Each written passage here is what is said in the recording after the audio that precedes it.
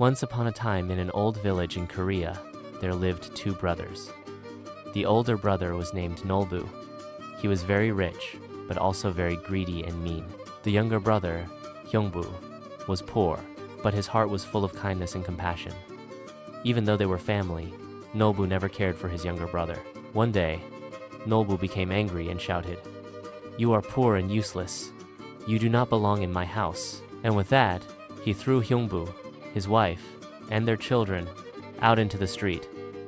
Heungbu bowed quietly, not saying a word, and left with his family. Though they had nowhere to go, Heungbu believed that good things would come as long as they worked hard and stayed kind. Soon, they found an old, broken-down hut at the edge of the village. The roof had holes, and the wind blew through the walls. One warm spring day, Heungbu found a small swallow on the ground. Its leg was broken. "Oh no, little one," Heungbu whispered gently.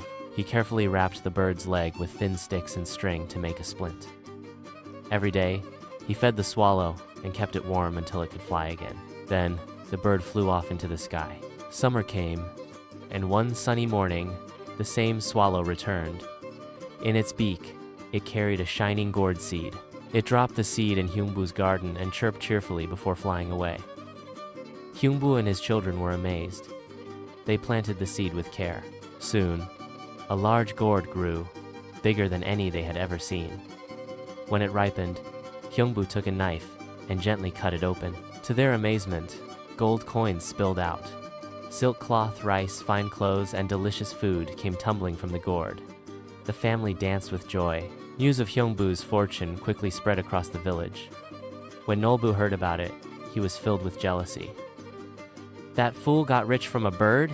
he scoffed. So Nolbu caught a swallow himself. But instead of helping it, he broke its leg on purpose. "Bring me a gourd too," he ordered, tying the poor bird's leg and setting it free.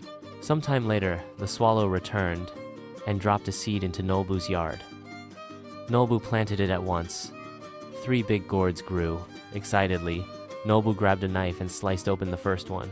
But instead of treasure, terrible ghosts flew out. He screamed and stumbled back.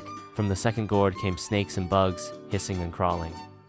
From the third gourd burst goblins and flames. They danced and laughed and chased him through his house. His home was destroyed.